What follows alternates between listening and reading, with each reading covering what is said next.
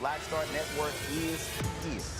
Oh, no punches! I'm real revolutionary right now. Support this man, Black Media. He makes sure that our stories are told.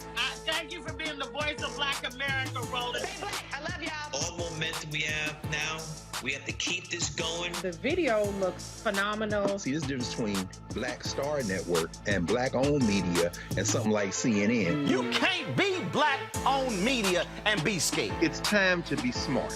Bring your eyeballs home. You dig?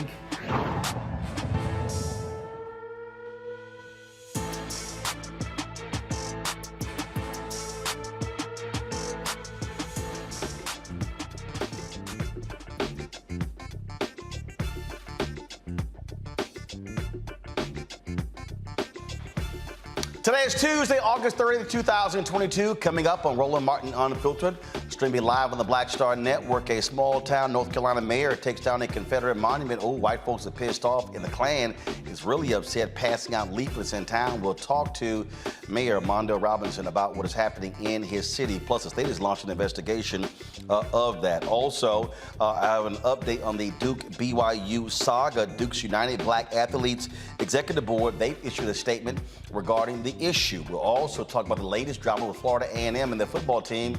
The lawyer for a top player says that he was misadvised by administrators on what classes to take. That's why he got a 4-game suspension from the NCAA. And band members of the Marching 100, they are pissed off, saying that they are being treated worse than the football team.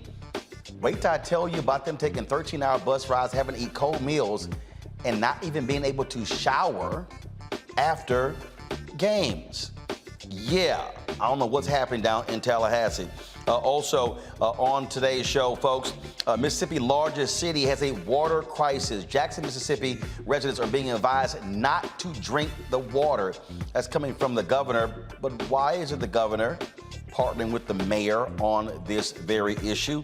Yeah, we'll sit here and talk about that issue as well. Folks, a lot of things going to be covering here on Roland Martin Unfiltered. Gas prices is one of the issues as well. We talked to the Energy Secretary, Jennifer Granholm, about gas prices and what the Biden administration is trying to do when it comes to having clean energy in the United States. Plus, California Representative Khanna will be joining us to discuss President Biden's student loan debt relief and explain how his Midwest apology tour can save the Democratic Party. Let's unpack that, folks.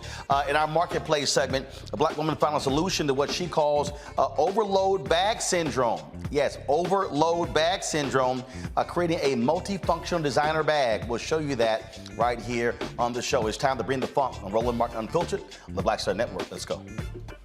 He's got it. Whatever the miss, he's on it. Whatever it is, he's got the scoop, the fact, the find. And when it breaks, he's right on time and it's rolling. Best believe he's knowing. Putting it down from sports to news to politics. With entertainment just for kicks, he's rolling. It's on Go Roll, y'all. It's Roland Martin, yeah. Rolling with Roland now. He's funk, he's fresh, he's real, the best, you know he's Roland Martin now.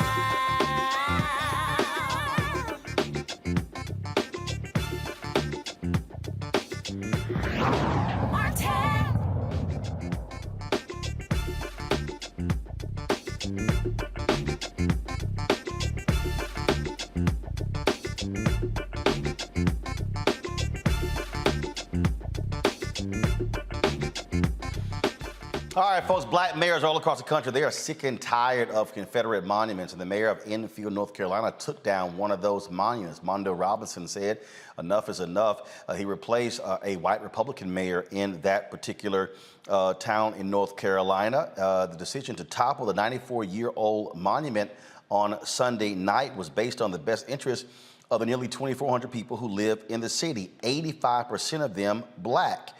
This is what happened.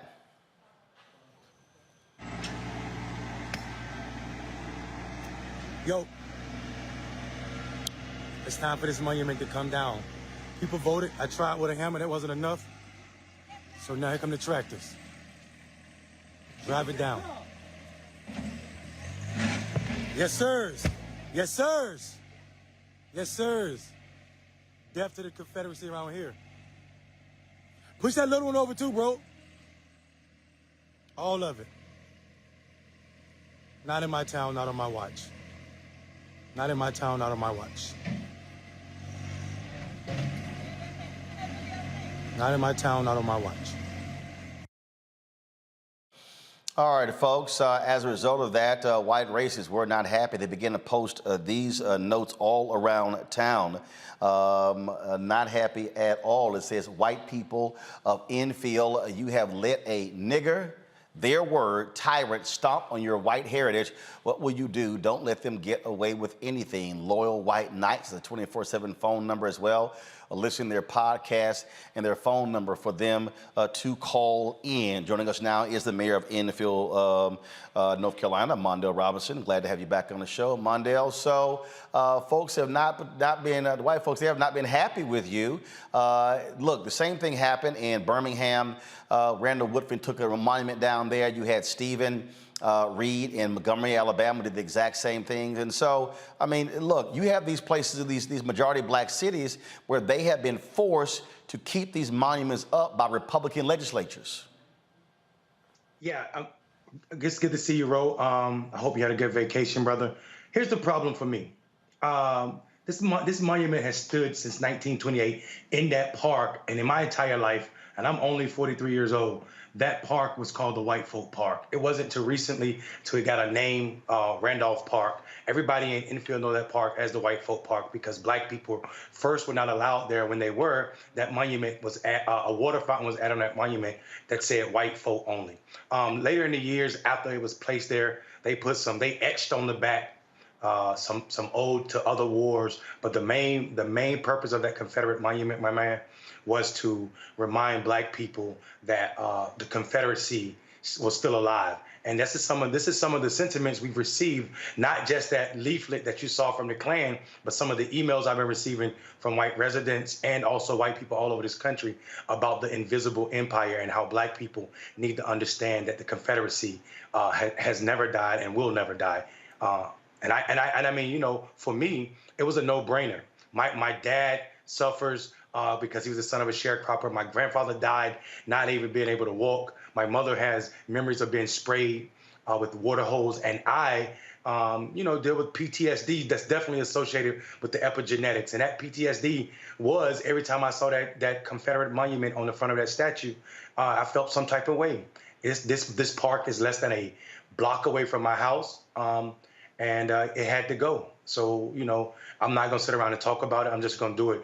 And whatever the legislature want to do, whatever the SBI want to do, we can deal with that when it's time to deal with that. Now, is there a state law in North Carolina that prohibits Confederate monuments from being taken down or removed without approval from them? So this is the tricky part. There is a statute that was passed 2015 and modified in 2017 in North Carolina that says the state cannot move, remove, you can't permanently move or remove statues that are odes to veterans or that are murals to veterans. But that's if the state own it. There are some exceptions if it's personally owned by a private group like the Daughters of Confederacy, or if it's property of a town or a city, the state does not want you moving those monuments. But my board voted 4-1 to remove it, so I did that, knowing that we had exceptions. There are exceptions for moving monuments if it poses a public safety or a risk to the public health. And I feel like black children seeing this monument in the front of swing sets at a park is definitely a threat to their personhood. And I felt that's enough grounds to take it down the way I took it down. And so with this, with that particular statute, in the case of Alabama, there's a fine. There were people who stepped up, paid the fine in Birmingham, paid the fine in Montgomery, and they moved on. What are the repercussions you might face in North Carolina? So here's the tricky part. The SBI is doing the investigation, but when they interviewed me, they told me they were doing the investigation on behalf of Halifax County, the county where Enfield is. The problem with that is there's no client. I mean, there's no plaintiff in this case because the SBI was talking to me about destruction of property, personal property. Well, my town owns that property. So I don't know what destruction they're talking about. Because Infield is not going to press charges against me. The call to the SBI was actually done by Infield's police chief because he felt like he didn't like the way I took it down. But he's not a voting member of our board. Our board had already decided that it was going to go. And I told the board to save the town money, I'll take it down myself. And I did just that. So whatever the repercussions is, if it's a fine, if it's a charge, we're going to carry on doing what we do, Roland. You know that.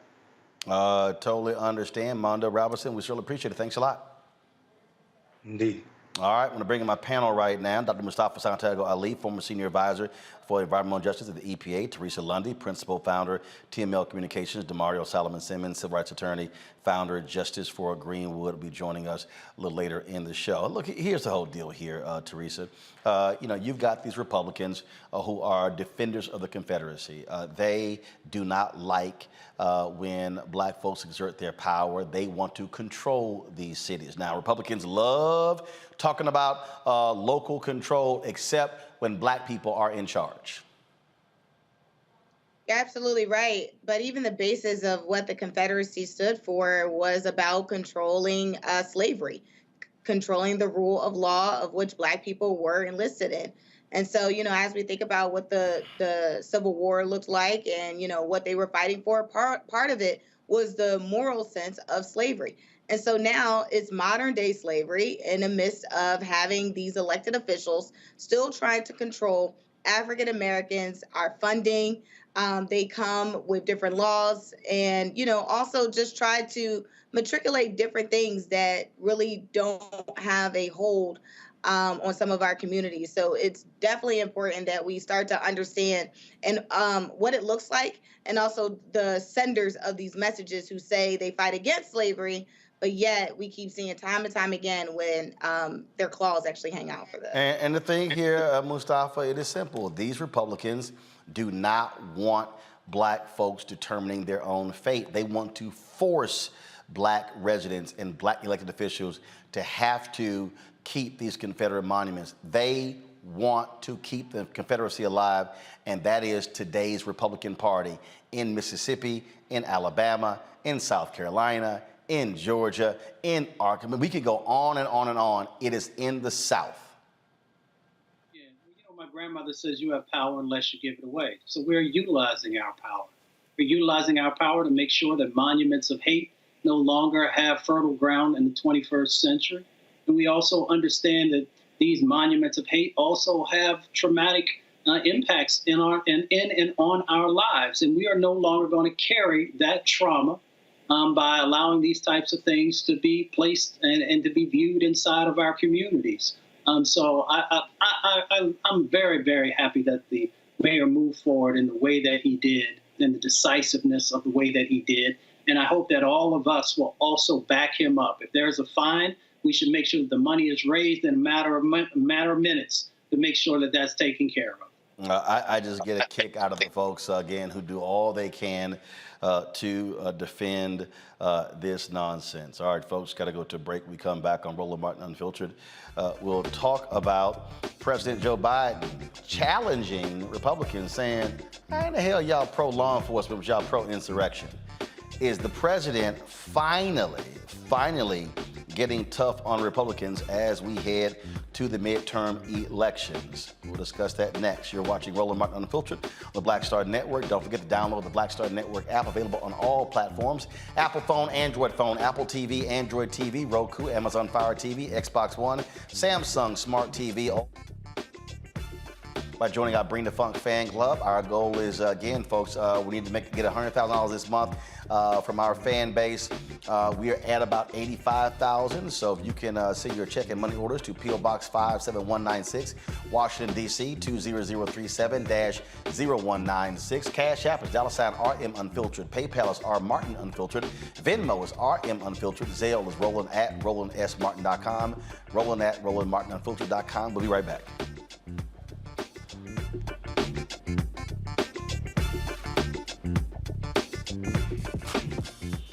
When we invest in ourselves, our glow, our vision, our vibe, we all shine. Together, we are black beyond measure. hatred on the streets, a horrific scene, a white nationalist rally that descended into deadly violence. White people are losing their damn minds. As an angry pro-Trump mob storms the U.S. Capitol, we've seen We're about to see the rise of what I call white minority resistance. We have seen white folks in this country who simply cannot tolerate black folks voting. I think what we're seeing is the inevitable result of violent denial. This is part of American history. Every time that people of color have made progress, whether real or symbolic, there has been what Carol Anderson at Emory University calls white rage as a backlash. This is the rise of the Proud Boys and the Boogaloo Boys. America, there's going to be more of this. Here's all the Proud Boys, guys. This country is getting increasingly racist in its behaviors and its attitudes because of the fear of white people. The fear that they're taking our jobs, they're taking our resources, they're taking our women. This is white fear.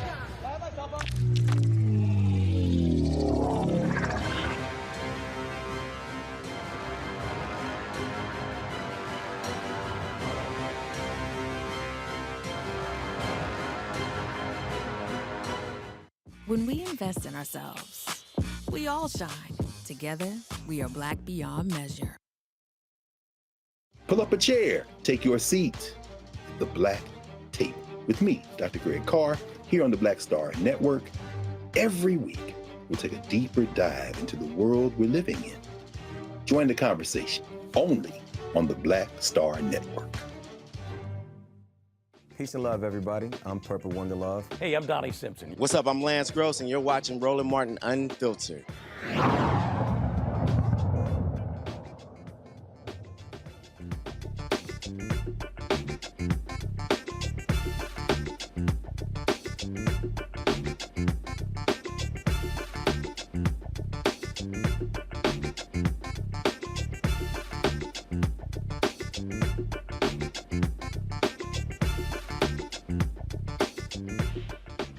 Folks, in the state capital of Mississippi, Jackson, thousands are without water. The governor is telling them, don't drink it, use bottled water. This has been a fundamental problem for quite some time in Jackson, Mississippi. The mayor, Chokwe Lumumba, declared a water system emergency. He says complications from the Pearl River flooding caused a massive pump failure at the water treatment plant.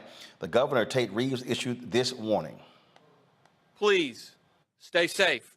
Do not drink the water. In too many cases, it is raw water from the reservoir being pushed through the pipes. Be smart. Protect yourself. Protect your family. Preserve water and look out for your fellow man and look out for your neighbors. Reeves said the cause of the problem is unknown. The city-run water treatment plant has been poorly operated and understaffed for years. When the governor made that announcement, the mayor was not there. Joining us now, Jackson, Mississippi council member and Alpha man, Brian Grizzell, who represents Ward 4. Glad to have you here, Frat. First and foremost, Mississippi got more than $400 million in infrastructure money last year. Where in the hell did the money go? It was supposed to be specifically for pipes and water treatment facilities. You know, I believe that that's a really good question because to date, the city of Jackson has not received the bulk of that money. We received one tranche, I think roughly about $4 million, and the state is opening a program September 1, which will allow them to allow us to apply for a match of those funds. The infrastructure statewide is very antiquated, and we need help. And so the issue in the city of Jackson is actually more than 30 years old. It's just come to a head. And the divestment in the city of Jackson has been extremely, extremely egregious. And so we need all the help that we can get. We're still trying to find that money, and we're trying to pinch pennies to do what we can to bring clean drinking water to the citizens of Jackson. The thing here is that the governor is trying to blame incompetence in Jackson, but it's also, this is the state capital. So the state also has a responsibility here, correct? Absolutely. In fact, when we issued our legislative asks this past legislative session, we didn't get a dime. And so again, we were left out basically to fend for ourselves and to move monies around necessary to try to make amends. Our water treatment system, again, it's It's one of the most unique ones in the country. We have a conventional system, and then there's another system that actually most people aren't even certified in working with. And so we're trying to do what we can to make sure that we can kind of mend fences here and work with the state and also the federal legislation. I know Senator Wicker has put some interest in. He's been committed to helping us, and we're trying to secure the funds necessary. At the end of the day, we're going to need a new plant. But right now, we just want to get clean drinking water to our citizens. You got schools that are virtual as a result of this. Folks are having to bottle water. What is the city and the state doing? Are they bringing in bottled water, or residents having to force to spend their own money? And has the city suspended folks paying their water bills? So as there's kind of been a mixture. For the longest time, the city has taken donations and also purchased water for citizens. Yesterday, the state came in with aid to bring in bottled water. The Corps of Engineers have also come in with non-potable water to actually help mitigate some of the stresses of having drinking water. But for the longest time, the city has been doing that. Now, in terms of paying the water bills, so part of our issue was that the city stopped cutoff years ago, which is why we have a deficit in our enterprise fund. Well, now, hold on. When you say stop cutoff, meaning if people who owed their water bills, the city would not cut their water off. Correct. So that was another issue. And how first, it's so like in perpetuity. So somebody could literally not pay their water bill for 6 months and the city still wouldn't turn the water off? Actually, I know someone who we've been trying to work with who hasn't paid their bill in 7 years. Whoa, 7 years? Yes. And so as a result, we have a $27 million deficit. But we are working through that. We are starting to recover our enterprise. We have new meters in place. And of course, Roland, that is a totally separate issue that we can definitely discuss because it helped to get us to the point here. Well, I mean, I'm just trying to understand, though. I mean, $27 million deficit is significant. I mean, I get if you're a month or two behind, but damn, 7 years? Yeah, it's a decision that I wouldn't agree with. This is my first year in office. Well, I'm wrapping up my first year in office, but it's a business decision that I wouldn't necessarily agree with. But let's keep in mind too that the issue at hand is $1 billion problem. So that $27 million wouldn't even be a drop in the hat with this $1 billion issue. Okay, now when you say it's $1 billion problem, what does that mean? That in order to completely overhaul the water treatment facility in Jackson, Mississippi, you're saying the cost would be around $1 billion? At least $1 billion, and that's for a plant. But to actually overhaul completely, it may be even closer to $2 billion. For one plant? We have 2 plants in the city. Okay. Got it. And obviously, you're dealing with one of the poorest states in the country. Yeah. Absolutely. And Jackson, the people here, we're very resilient. We've always had to figure out ways to fend for ourselves because of the level of divestment that has taken place. We are the capital city of Mississippi, and we've always had to fight to remind people that this is the capital city of Mississippi. We have 8 major universities here. We have the state's #1 level 1 trauma center here. The teaching hospitals are here. Everyone comes here for health care, and they come here to learn. And we have one of the largest school districts in the state of Mississippi right here in the city of Jackson. And so a lot of other areas, of course, a lot of resources end up in these other areas, and we've just been basically drained dry of a lot of resources. But we continue to fight for our fair share, and we continue to make do with what we have. All right, Councilman Grizzell, Jackson, Mississippi, we surely appreciate it. Thanks a lot. Thank you. Mustafa, I want to start with you. I mean, this is what we're talking about when the president passed the massive infrastructure bill.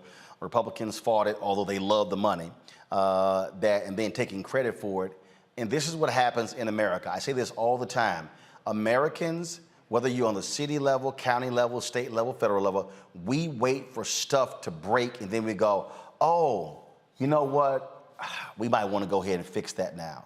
I mean, the idea of being ahead of the curve is just lost because everything in this country is, oh, that's going to cost too much. until it completely breaks down. When it breaks, it costs us twice as much, sometimes 3-4 times as much. So let's be clear about what's going on in Jackson. You know, when you look at Mississippi, we know the long history of racism, and that racism actually making its way into policy and the disinvestments that have happened in a number of Black towns and cities across Mississippi. Now, Mississippi's not the only place. We also know that dollars have been sitting in something called the State Revolving Loan Fund. So the feds send money to the states, and then the governor or a commission determines the areas that they are going to then invest dollars in. And we know that there have been a number of governors across the South who have refused to move forward on those water infrastructure dollars that are so critical. Now, one of the things that we should do is for the loan programs, we got to make sure that they are, at a place where those cities that are having challenges can actually, utilize those dollars. But the other part of it is we also got to continue to expand out the grants so that people don't have to pay those dollars back, even when they're low interest loans. So the reality of the situation is across the South, we've had those governors that refuse to make the investments to build infrastructure or rebuild infrastructure, and then in some places, deal with the crumbling infrastructure that's going on. Teresa, I'm going to go back to what I said when it came to Confederate monuments. You have these Republican legislatures, Republican governors who want to bleed Democrat cities, Black cities. They want to force them to fend for themselves. You're absolutely right. And this is a prime example. I think, when we had the American Rescue Act plan where they announced millions of dollars were going into states, I'm really looking for the governor here. I was looking for, some statements, some operational plan to actually help this city out of this strategy with the funds that they received.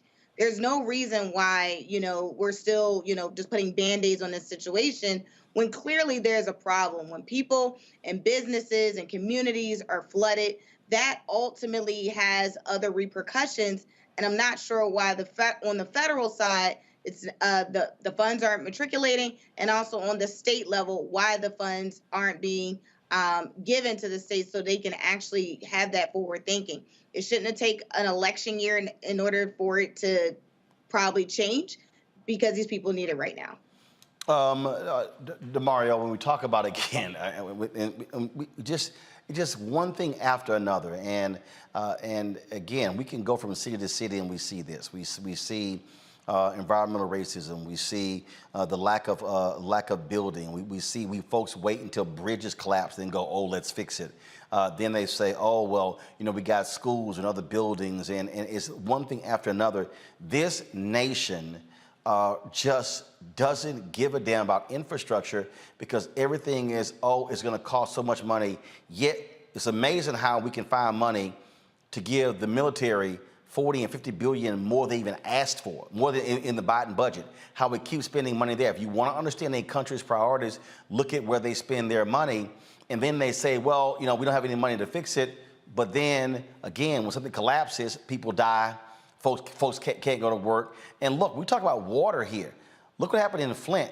There are people in Flint, Michigan, who lost children because of the infected water. There are individuals there whose generational lines are going to be impacted because of the lead poisoning that is in their bodies. Folks are going to be monitored for the next 30 years. You're now talking about that's now in the DNA of folks. So people may think, okay, yeah, it's water, but something as basic and fundamental as water has generational impact when your systems get destroyed and the people are infected as a result. Hey, man, good to see everybody tonight. A few things. Number one, yes, it is water, and that's the most basic element of life. You have to have water to drink, to bathe in, to sustain life. And when you're talking about even utilizing bottled water, that is not a solution. I mean, you know how many bottles of water it takes to fill up a tub? I mean, you're talking about 100 bottles of water. So that's number one. This is a massive issue. Number two, Roland, I think we want to continue to reiterate what you said off the top. This is a systematic disinvestment into Black-led and or Black majority cities. This is purposeful. They want this to happen to Jackson. They don't care that this is happening to Jackson, because although we're looking at some white people on this video. Jackson is a majority black city, and it's ran by majority black politicians, including their very progressive, the mayor. So they want to see the systematic failure. These things do not happen in suburban America. These things do not happen in white communities. This is in black communities. This is a direct result of Reaganomics. This is a direct result of how Republicans hate public services. They hate public services because that means that black people may have some equitable portion of it. So instead of letting us get an equitable portion of it, they'd rather just destroy everything. And the third thing I want to say here is this is directly tied to a court case that just happened last week, where the Fifth Circuit upheld a Jim Crow era voting law out of Mississippi. Because Mississippi, the thing they care about most is not football, is not water treatment plants. It is about oppressing white black people and making sure black people have the worst lives possible. So this is the outgrowth of those three things. Folks, I talked today with Energy Secretary Jennifer Granholm, not only about gas prices, but also about improving the nation's infrastructure when it comes to energy. Here's our conversation. Today, then, a few months ago with the drop in gas prices, I filled up my Navigator last night, and it was, I think it was $3.86, which is a lot better than when it was $5. Right. And you got a Navigator. You were paying a lot of money to fill that up. I know. I carry a lot of people and a lot of TV gear. Yeah. Well, the good news is that really this has been dropping every day practically for the past 11 weeks. And it's because the president decided that he was going to release 1 million barrels a day from our strategic petroleum reserve, which of course we've got millions of barrels there in case of an emergency. And in this case, the emergency was not just that prices were going up. Of course, that is an emergency for many people, but it was due to the fact that Putin invaded Ukraine, and that because Russia is a huge exporter of oil, and gasoline comes from oil, and oil is traded on a global market, and all those millions of barrels that were pulled off that because of that invasion, the president said, we've got to fill up that hole that was left by not having those Russian barrels of oil. So he releases 1 million barrels a day, still happening, from the Strategic Petroleum Reserve, and called upon our oil and gas companies to also increase production as well as international ones. So we're starting to see it balance out now. And the release from the Strategic Petroleum Reserve will probably will stop in October. And our Energy and Information Administration projects that where we're at right now is probably where we're going to be through the end of the year. How do you respond when your Republican critics say that President Biden has made it harder to produce gas in the United States? We've fallen behind other countries. Yet when I talk to environmentalists, they say there are thousands of permits that oil companies are not taking advantage of. Yeah, in fact, that is definitely true. Lots of acres that are not being used. But here's the thing is that we will be at record levels of oil production next year. So the fact that the notion that the Biden administration is somehow stopping production is just not accurate.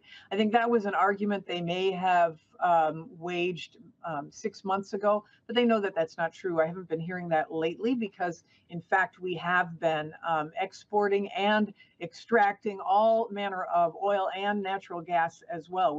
We are at record levels of exporting of natural gas. But I will say this, Roland, what's really important is that the president recognizes we're in this moment right now where supply did not meet demand. Demand was going up, supply was not there, and that's why he wanted to increase supply. But ultimately, it demonstrates that we have to move to clean, reliable energy. And that's why he's really put a big emphasis on moving in that direction so that we can, plug in electric vehicles and have solar panels and all of that, and to bring down the prices of all of those so that everyday citizens can take advantage of it. That's really what the Inflation Reduction Act is all about, is making products accessible to people so that they don't have to pay as much for fuel. I'm glad you mentioned that we talked about renewable energy. I was looking at this tweet from conservative radio host, Eric Erickson. He was complaining about how he had to drive back and forth long distances and said, we're not ready for electrical vehicles. And I responded to him. I said, well, Republicans would get the hell out of the way. We wouldn't have the problem. I said the solar panel industry was an American invention. They ripped President Jimmy Carter when he put solar panels on top of the White House. Now China is a leader. I said, well, if Americans had embraced solar panels, we would not be behind China. We talk about the power grid in this country. It greatly needs to be upgraded. It's amazing to me the number of people who don't understand. Well, if you block the ability to move forward with electric powered vehicles, you don't put enough power stations out in the country, then you're always going to be running from behind. Right. And this is what's so great about this Inflation Reduction Act is that it incentivizes the building of solar panels in the United States. Solar, by the way, is the cheapest form of energy in most places. As you can imagine, it's just the sun beaming energy at us all the time, and we can capture it, harness it. You can plug in an electric vehicle and you have solar panels. You know what? You pay the equivalent of about $1 per gallon to drive an electric vehicle versus driving a regular gas-powered vehicle. And the Inflation Reduction Act doesn't just incentivize solar panels. It incentivizes the making of electric vehicles in the United States. It incentivizes the making of wind turbines and all of the parts for wind turbines and the batteries for electric vehicles. It creates a whole clean energy industry in the U.S., which ultimately will make us more energy secure and not have to rely so much on the volatility that is coming from imported or fossil fuels. So what's really exciting to me is that the president has said, no more are we going to stand by and let China take these manufacturing jobs. We're going to bring them back to the United States. We're going to put people to work and we're going to give people cheaper energy. And that's a really great thing. And that on that point, that's what I'm just terribly confused by when I listen to critics. You're talking about, well, if we produce our own solar panels, that's jobs. If we're producing power stations, that's American jobs. If we're upgrading our grid, that's job. I'm just trying to understand, why is it has to be either or? Oh, fossil fuels, but we can't do what they call green, when in fact it actually helps us in the long run and it helps us economically. Absolutely. It totally helps us economically. In fact, this market for these clean energy products is going to be $23 trillion globally by 2030. And so we can allow other countries to have it as their strategic plan to go get their corner of that market, or we can say, no, we're going to make the stuff that makes us energy independent. We'll stamp it made in America. We can use it here. We can export it as an opportunity for businesses across the country. It's so great. And part of the Inflation Reduction Act too, Roland, is that it incentivizes the location of these manufacturing facilities in communities that may need economic opportunity. And that's really exciting as well. So we're the incentivizing of installing solar panels is 30% tax credit if somebody wants to get some solar panels on the roof. If they live in a disadvantaged community, it's 40% off. If they live in subsidized housing, it's 50% off. There's money to weatherize and retrofit your home. If you fall under a certain income level, you can get your whole home weatherized for free, including energy efficient appliances and new windows and insulation. And if you are above that income threshold, and in the United States on average, it's about $55,000 income for a family of 4. But if you are above that income threshold, then there's still incentives for you to be able to get rebates on electric heat pumps, for example, energy efficient appliances. So there's so much in this to love that brings down the price for everyday citizens, but also incentivize the manufacture of it in the United States. Gotta love it. Indeed. Well, look, we certainly appreciate it. And what I hope is that message is really gets out to the Black community, especially through Black-owned media.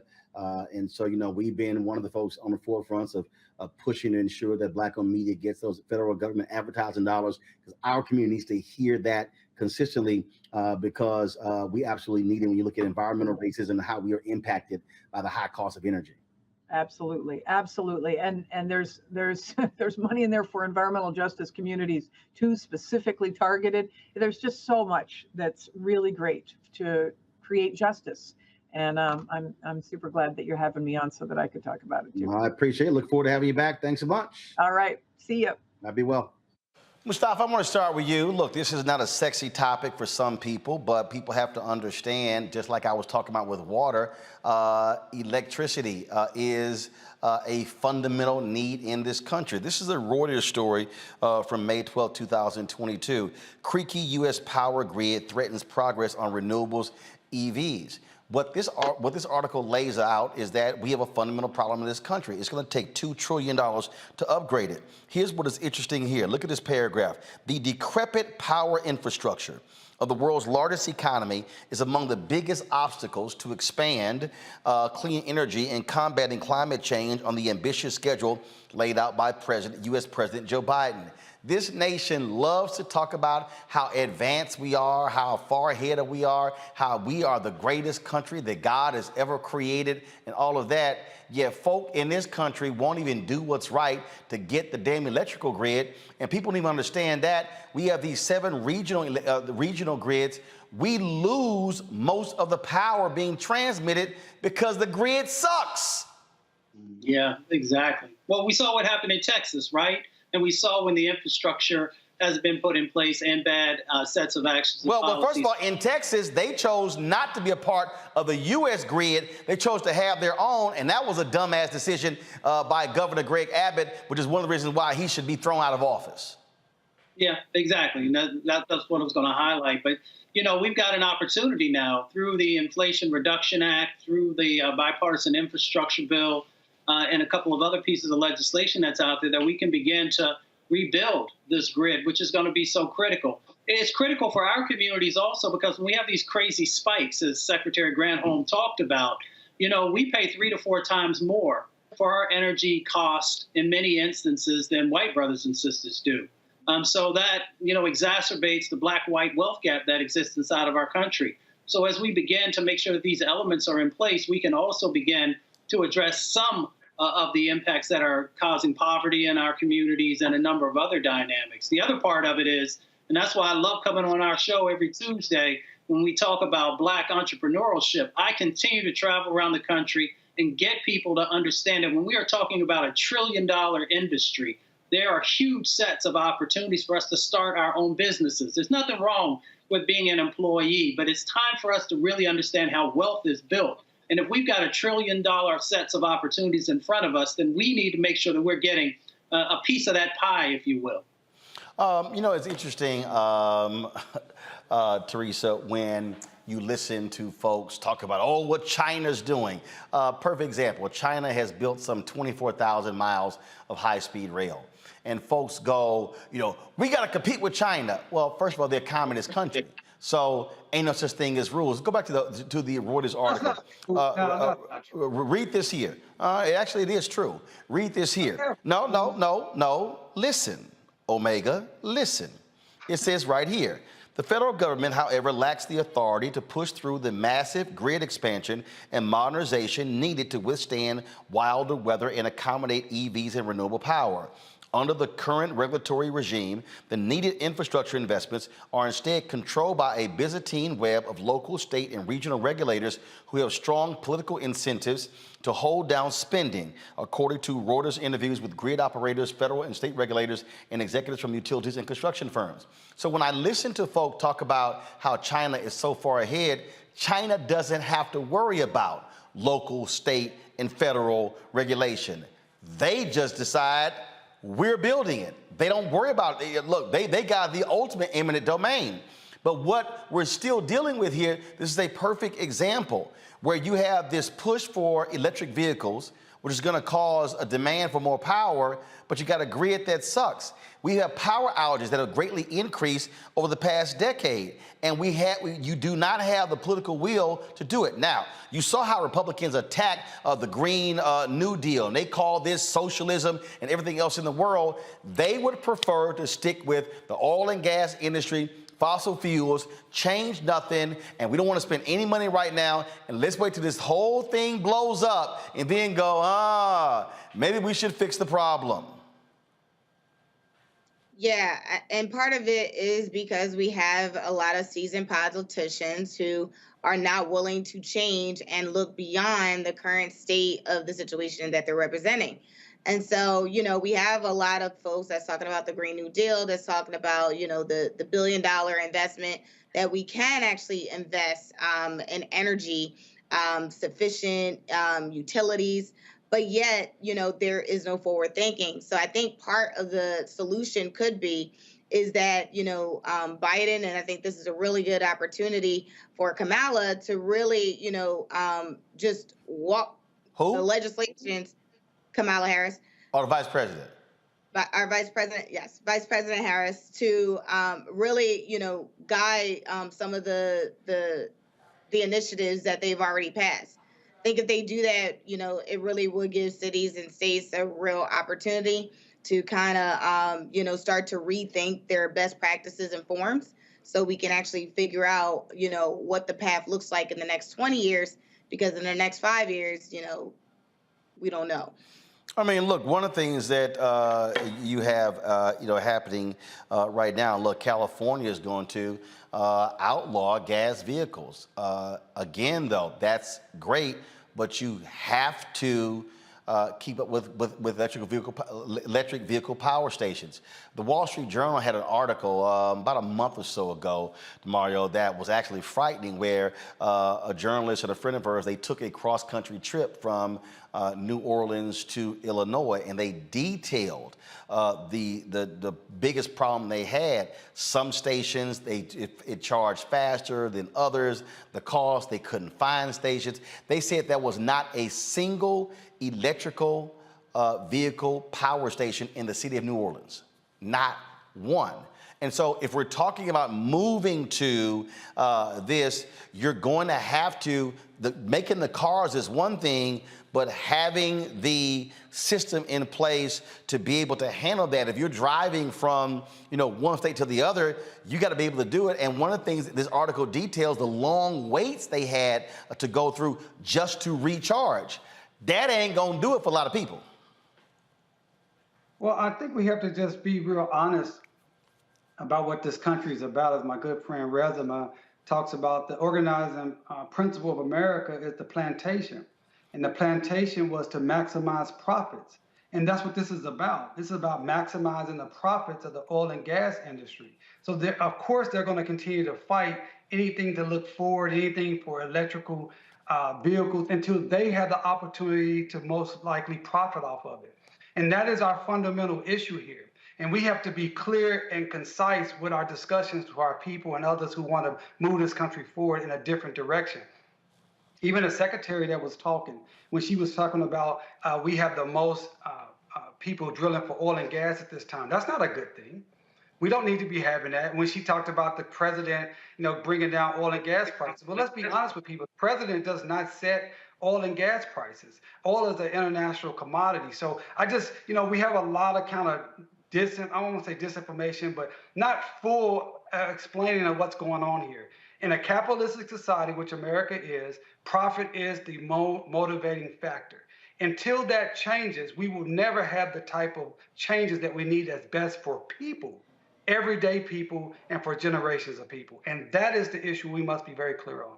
Well, Mustafa, then if that's the case, not damn thing's going to get done.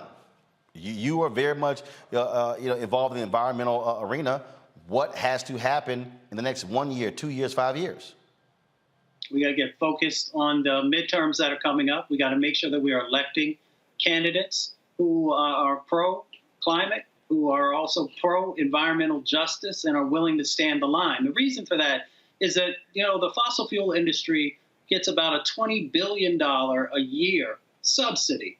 And then they take those dollars, they utilize some of them, but a lot of that goes back into politics. And that's the reason that you've seen many of these politicians taking these hardline stances that they have, even when the science tells them that we have to make these moves. And even when they open up their windows or look out their doors, these climate crises that are going on. So we should be very clear about how big money is playing a role in what's going on. We should also be very clear that when you talked about the EV charging stations, that there have been dollars that are inside these bills to actually make sure that we are building out that grid of EV charging stations across the country, and also taking into consideration that everybody doesn't own their home, so that we've got to make sure that if someone's living in an apartment building or something like that, that there's also these opportunities to build out the network of charging stations. And I'll just leave you with this, Roland. You just filled up the Navigator, I believe it is, this past weekend. I just charged up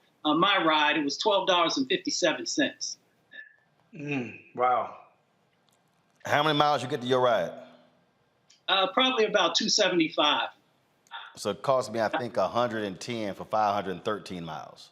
But again, if moving to that, it's going to require, what happens when you run out? You got to be able, that's what I'm saying. And you've got to have political leaders understand, if you're moving to a new system, you got to put the infrastructure in place.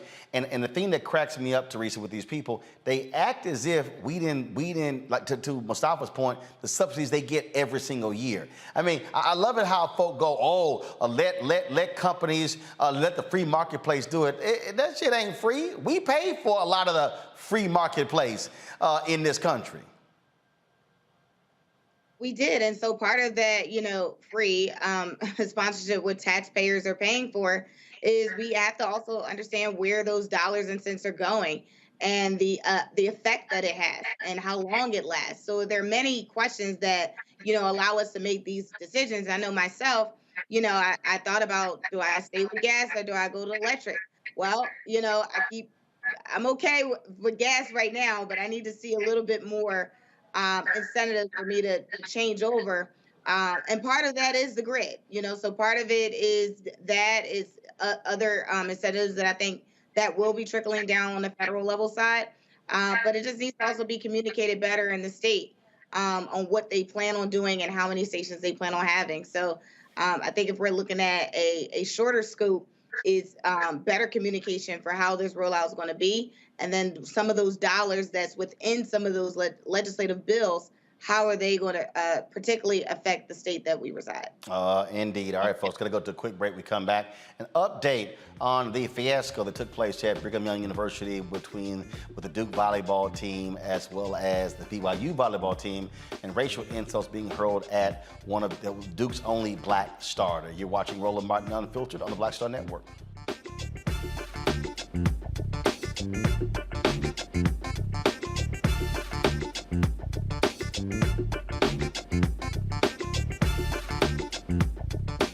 When we invest in ourselves, we're investing in what's next for all of us.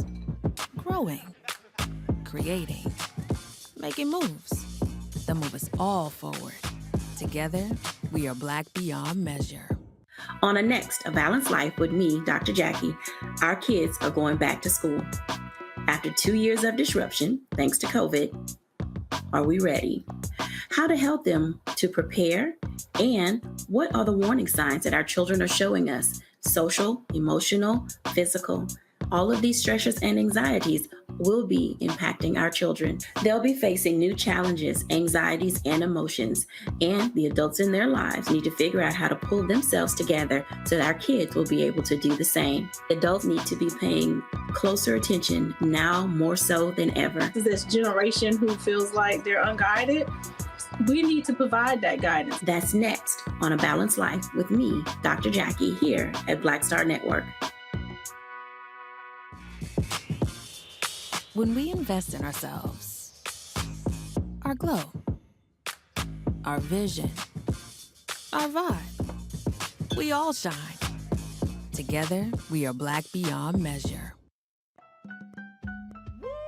We're all impacted by the culture, whether we know it or not. From politics to music and entertainment, it's a huge part of our lives, and we're going to talk about it every day right here on The Culture with me, Faraji Muhammad, only on the Black Star Network.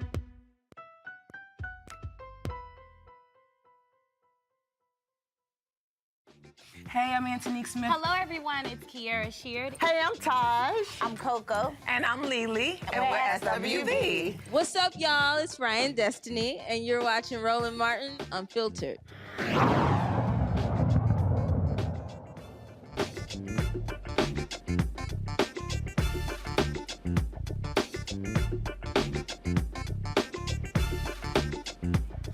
All right, folks, we shared with you the story of Rachel Richardson, the lone black starter on the Duke University volleyball team who was on the receiving end of racial slurs when Duke and BYU played in Provo, Utah on Friday. The BYU athletic director issued a statement, spoke to the crowd, also apologized to her as well as to Duke. Now the Duke United Black Athletes Executive Board, they also released their own statement with regards to what took place.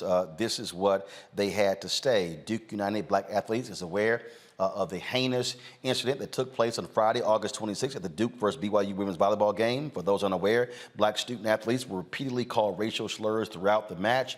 As an organization, we acknowledge the role that both Duke and BYU played in allowing this to take place. While we understand universities cannot control fans, we are disappointed in the lack of immediate action from both institutions. After learning about the incident, reflecting and discussing, we feel that it is of utmost importance to express our support and solidarity with this student athlete. It is disheartening, to say the least, that black student athletes continue to experience these traumatic events. UBA's next step is to assist athletic departments with putting policies in place that offer better guidance and solutions for how to prevent situations like this from happening and or escalating, starting with Duke. Unfortunately, policies are not and will never be enough. UBA encourages doing the work and staying educated to actively be an anti-racist and aid in creating comfortable spaces and environments for everyone in and out of athletics, signed by the Duke United Black Athletes Executive Board. Demario, I found it interesting. Is it me? Are civil rights groups kind of quiet? Yeah. Or is that just me? I haven't really seen a lot of civil rights groups. I've seen civil rights leaders participate in this. You know, the thing about this, I want to just say to people, if you find yourself in this position where you have been attacked with violence, remember, when the N-word is projected towards a black person, that is violence.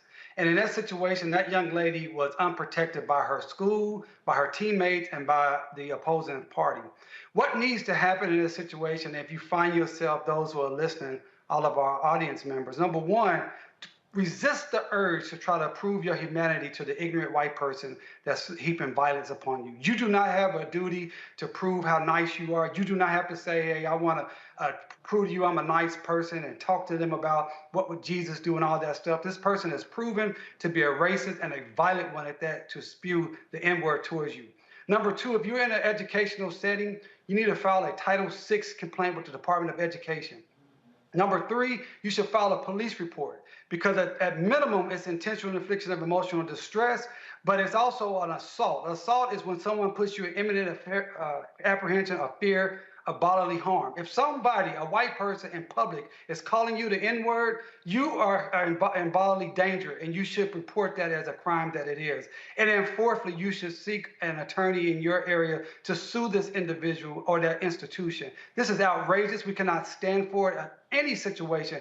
Duke, BYU, and all of those who participated need to have dire consequences. I mean, I just don't quite understand, Teresa. I'm looking, go to my iPad. I'm looking at the NAACP Twitter feed.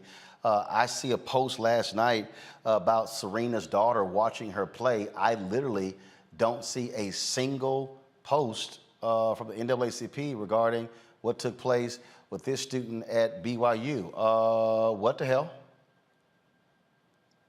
You know, I've been really disappointed as a member of the NAACP. The silence that has happened, you know, I think we've seen a lot from some of our civic organizations during George Floyd, maybe a year after that. And after that, it's just been silence.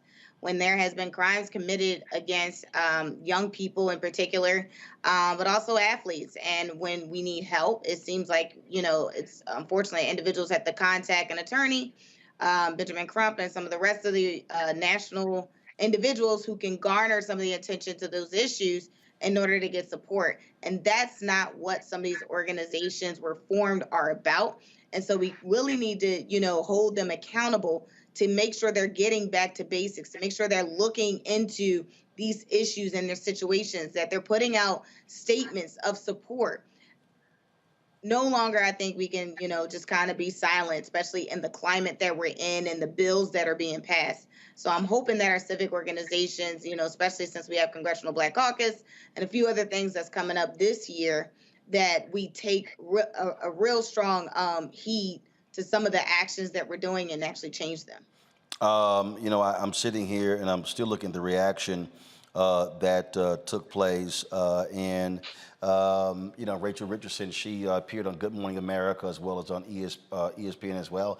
And bottom line is a strong young lady, but folks need to protect folks like her. Look, look what happened when it was the athletic team that was pulled over. Were they a volleyball team too? I can't remember, in Georgia by the state troopers and on total BS charges. And so we see what happens even when our students, athletes, Mustafa, are just doing the right thing. They still are being subjected to racism in 2022. Man, I know this all too well. So first of all, the apology from BYU seemed very, very empty to me. It seemed very hollow. It was like something that they had to do. And I'd be curious about what their follow-up actions are. But I remember when I was an athlete in college, we had just got done participating in the Dogwood Relays in Tennessee. Everybody was excited about how, we had done. We were getting on our bus. And then, of course, there were people across the street who yelled out the N-word. And, of course, a bunch of us took off running after them. And then our coach grabbed us and pulled us back. And then there was this silence that was on the bus for the long, long bus ride. When we got back, coach didn't say anything about it. The athletic director didn't say anything about it. And we just had to carry that trauma. So in 2021, in 2022, in 2023, student athletes should not have to carry this trauma. Folks should be rallying around them. Folks should also be calling for accountability. And also, I wish that when I was a student athlete that I knew somebody like DeMario or Ben or a number of these other folks who could have given us counsel about the things that we could do. So it's time for us to no longer just accept these types of behaviors and actions from folks, because it just continues to grow when we don't address it both civilly and criminally. Indeed. All right, folks.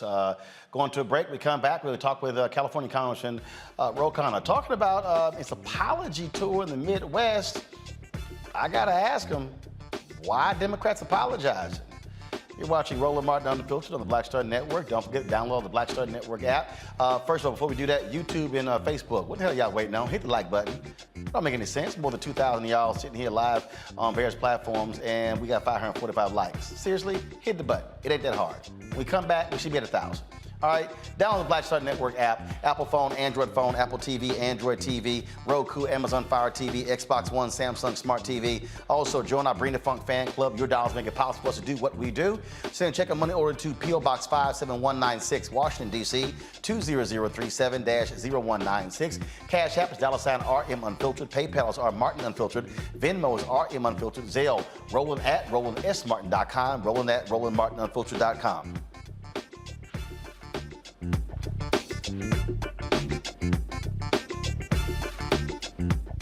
When we invest in ourselves, we all shine. Together, we are black beyond measure. Don't you think it's time to get wealthy? I'm Deborah Owens, America's Wealth Coach, and my new show on the Black Star Network focuses on the things your financial advisor or bank isn't telling you. So watch Get Wealthy on the Black Star Network.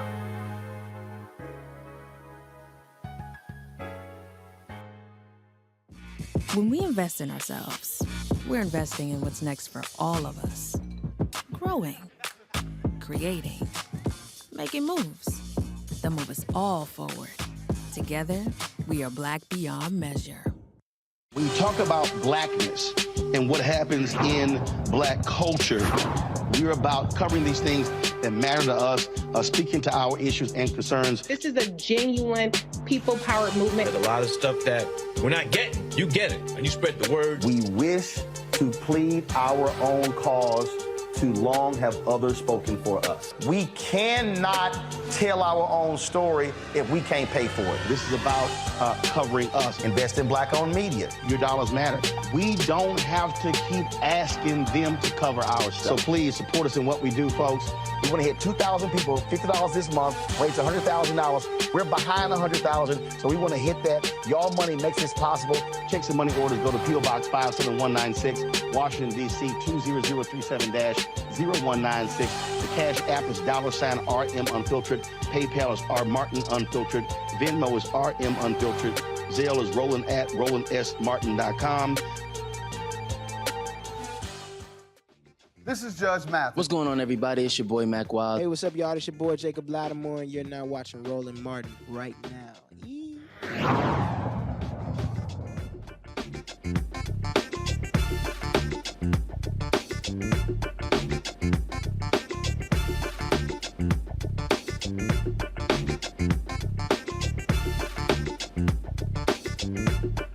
You look at politics, Democrats have been losing significant support in the Midwest among white voters. They've been holding steady when it comes to black voters. Whenever you hear the phrases, the working class, they ain't talking about black people.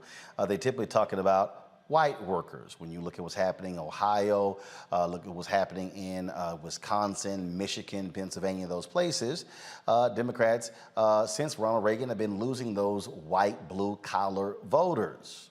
But the question is, why? Well, Congressman Ro Khanna, California, is also the author of a new book. Let me give you the book here, folks.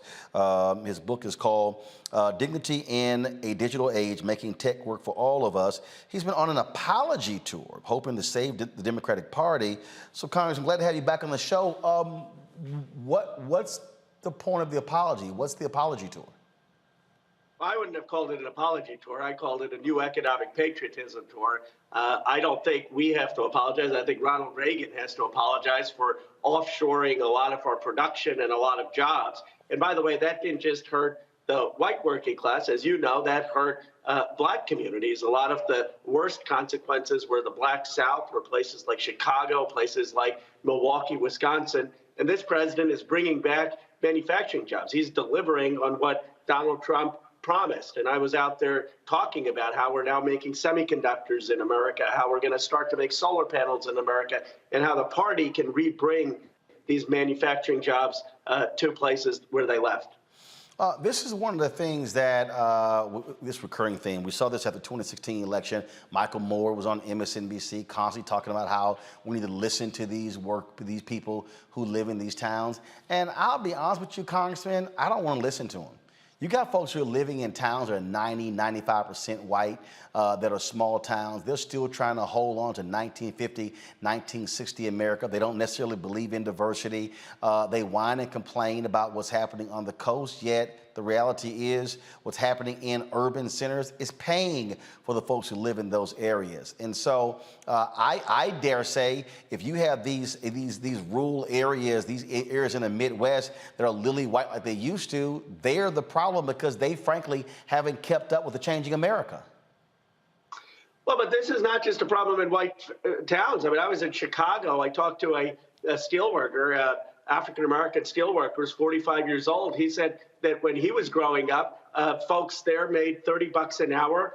Now many of his friends are working in warehouses because all the steel has left. And Bill Spriggs, who's an economist for AFL-CIO, has a great report how the loss of manufacturing jobs actually had the worst effect on the black community. And that's because the transition was the hardest given the racism for African Americans. So I actually think an agenda to rebuild America, to build new generation manufacturing, can appeal to both black voters and white working class voters. It doesn't have to be one or the other.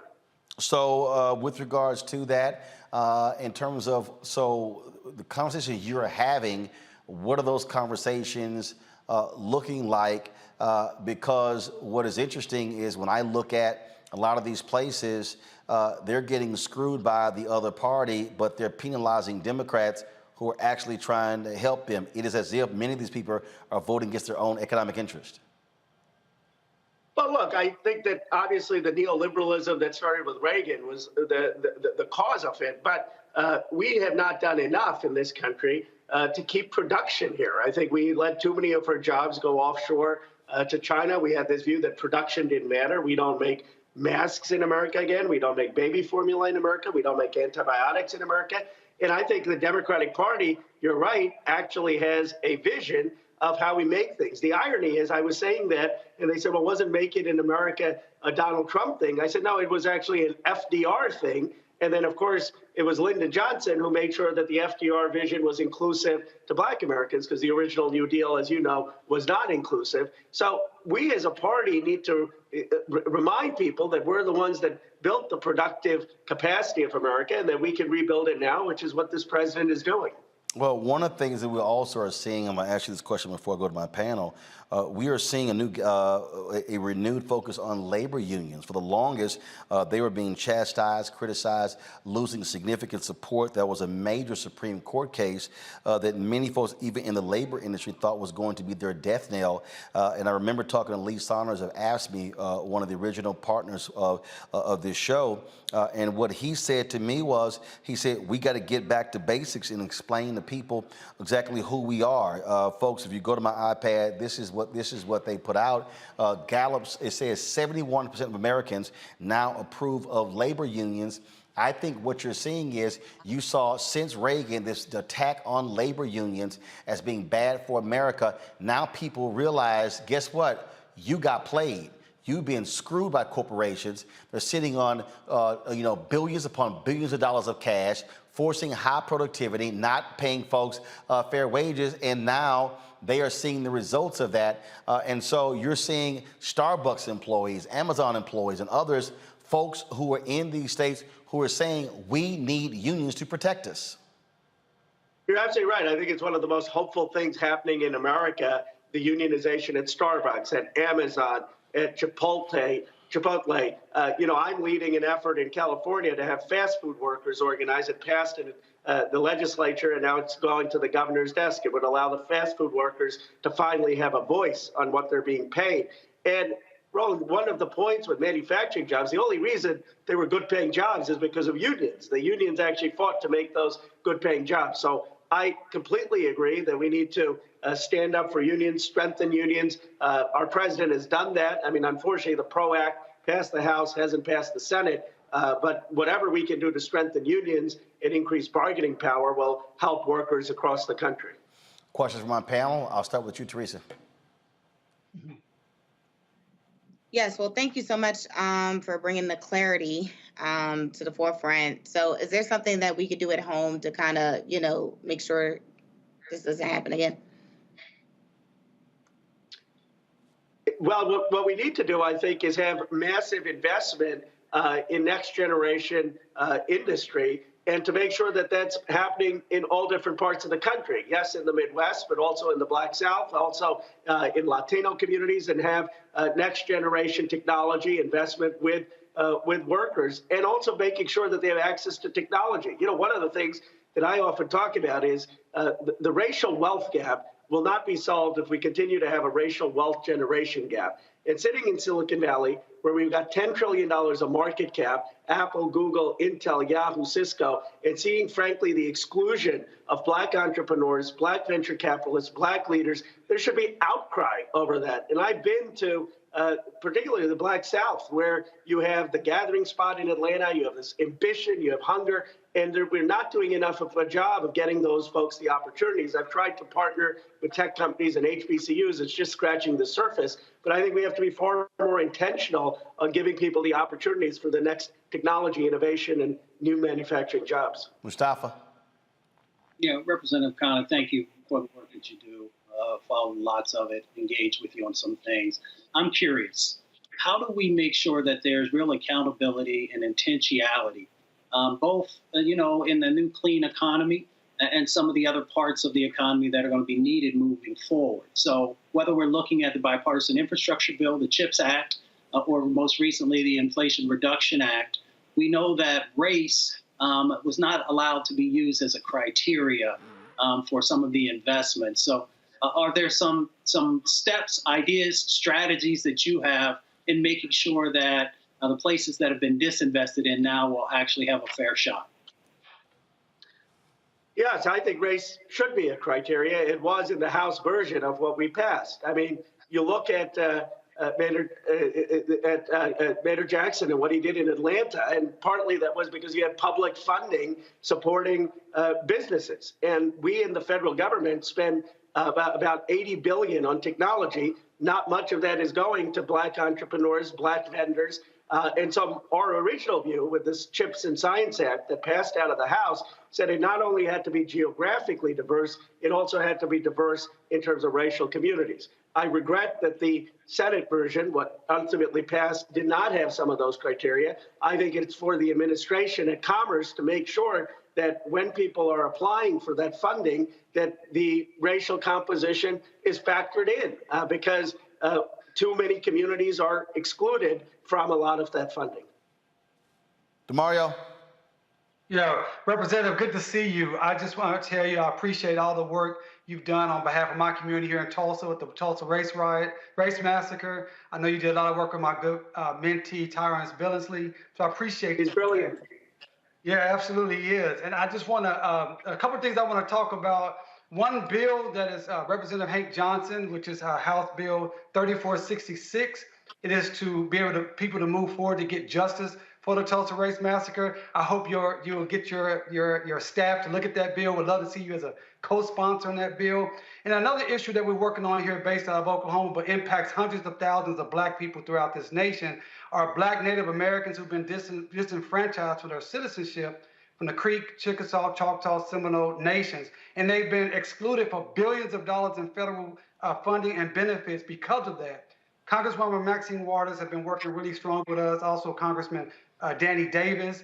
That's another issue I would love to talk to you about more in depth with your committee, your staff, and hopefully you can help us on that. So as you continue to go across this nation and talk about equity and justice, Black Creeks, Black Cherokees, Black Seminoles, Black Choctaws and Chickasaws, and the Black people of Tulsa are still waiting for justice. I appreciate that. I'm happy to get on Hank Johnson's bill. I really admire what Terrence is doing because obviously what happened in Tulsa was deliberate sabotage of the Black community succeeding. That's what it was, basically jealousy and envy that led to that. And he's trying to create a tech economy there and saying, look, we have to build an economy that can't be sabotaged. And I have tried to help him in making introductions into the tech community. But I'm happy to get on Hank Johnson's bill. I also agree with, by the way, I heard your earlier comments on that horrific racist incident against the volleyball player at Duke. And as someone, I actually transferred from Duke to Chicago, and I know this was 20 years ago, but for this to be still happening today, I mean, it is just appalling. And I agree with you that there should be legal action about that. There should be a police report. We had in Fremont someone who went to an Indian American and started hurling insults, and our DA actually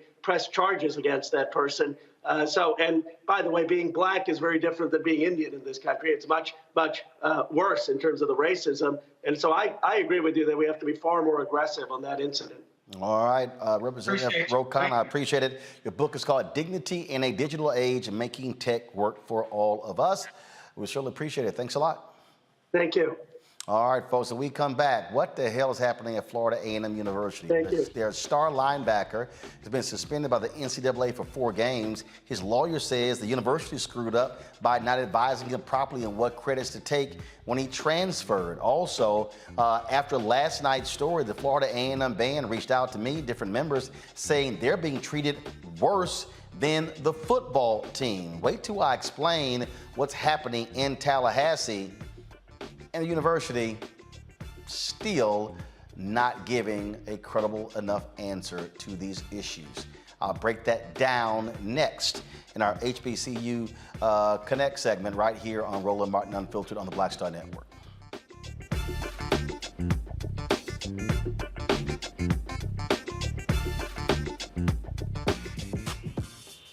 When we invest in ourselves, our glow, our vision, our vibe, we all shine.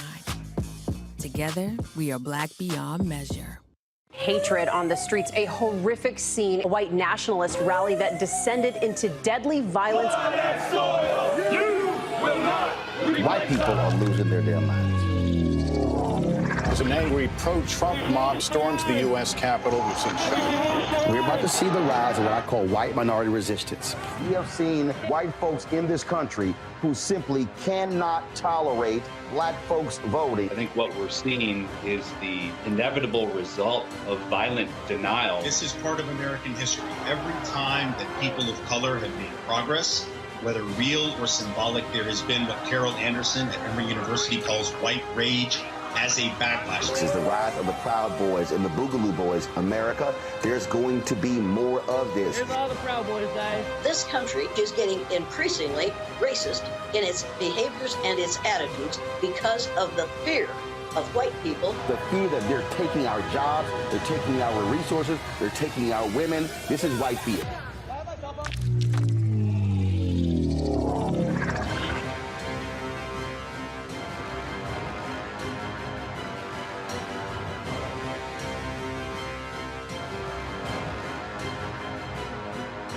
When we invest in ourselves, we all shine. Together, we are Black beyond measure.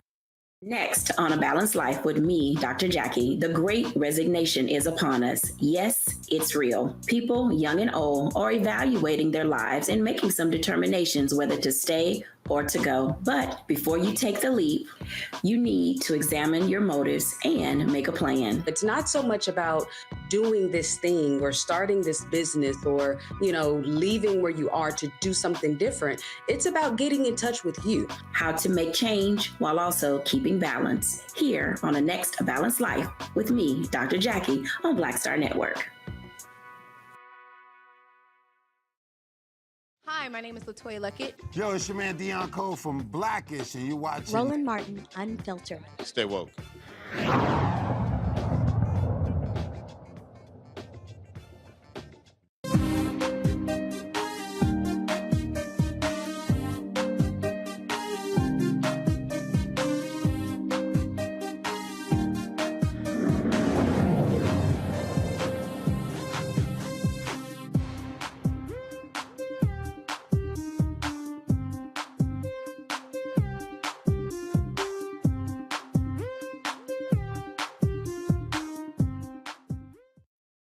All right, okay, come on.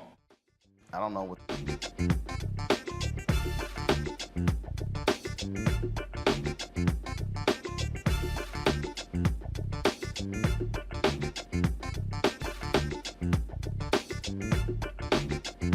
All right, folks, last night we told you about Florida A&M University, some issues that have been taking place with their football team. There were about 26 ineligible players who couldn't play in Saturday's game against the University of North Carolina. Well, the football players released a particular statement laying it out. And so the university then released a statement because the players talked about a fundamental problem they had with being cleared, the process they actually go through to actually to be eligible. And so the players had some damning allegations. The university responded with their own statement. This is what they actually published after the players' letter was released. They said, consistent with FAMU's long-standing commitment to maintaining a culture of compliance and performance with NCAA guidelines, we are justifiably proud of having achieved 13 of our 14 sports programs fully meeting the academic progress rate requirements per the NCAA's November 2021 APR report, in spite of rumors and misinformation to the contrary. Our compliance team, which includes partners from compliance, athletics, academic affairs, and student affairs, has been working diligently with athletics since fall of 2021 to implement plans for the remaining non-compliant program to meet the required APR score and join the others so that 100% compliance is achieved. Okay? All right. After the assessments of spring and summer 2022 academic progress, the compliance team exercised its diligence to complete the certification progress on August 11th before the fall sports season began. There are, as always, tight windows, and beginning on August 13th, waivers began to be submitted to NCAA based on feedback from our coaches. The NCAA subsequently issues its decisions on August 24th, 25th, and 26th, 2022. We are confident that our processes are effective and timely. We will continue to monitor our efforts in this regard and to pursue all avenues to provide an excellent student experience to every athlete. FAMU is committed to upholding high standards and high rigorous adherence to NCAA guidelines. That's interesting because the attorney for their star player, the top player in all of FCS, blasted them today. This tweet went out to the public today that laid out problems. This player, who's a star linebacker, he was suspended for 4 games by the NCAA. 4 games by the NCAA, y'all. And so if we can pull the tweet up, please. 4 games, y'all. Now, according to the lawyer says that he has information that the player was misadvised. This is what it says. Noted attorney Tom Mars tells ESPN he has signed documentation that FAMU star Isaiah Land, the best defensive player in the FCS last year, was advised to take the wrong number of courses this summer. That led to his ineligibility and eventual 4-game NCAA suspension. So here you got FAMU saying, oh no, our system is great and wonderful. We're doing everything good. Well, how in the hell is your star player suspended for 4 games? How? It's your star player. You would think out of all the people you want to have cleared, it's your star player. Now, after last night's report, now the Florida A&M band has been reaching out to me saying they're being treated worse than the football team. But they've said this, they've had problems with members being cleared. I heard from several band members and folks who work with the band who say they have the issue every year. One person said that the upperclassmen have figured the system out, saying they have awful advisors and they are having to teach the freshmen and sophomores what classes to take in order to graduate. Really?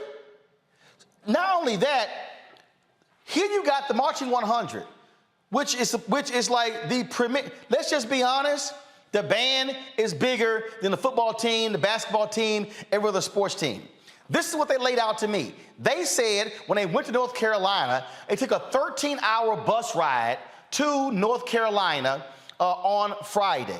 Then they get there, they had 9 a.m. practice on Saturday morning. Then the band went, no, don't show that photo please yet, y'all. That's not the photo I want to see. Hold on, I'm gonna set this whole thing up, okay? Then they had a 9 a.m. practice, okay? Then they had some other events to attend to. Then they go to the game, perform at the game, perform after the game. Then they said, here they are, tired, sweaty, hungry. They don't go back to the hotel, they have to check out. They literally are changing clothes on the bus. No shower, nothing. Men and women having to change in front of each other. And then they said, when it came time to eat, this is what happened. They had ate at a rest stop, boxed lunches, cold food. Now show it, please. That's one of the photos they sent me. Not a hot meal, a cold meal, sitting at a rest stop. Really?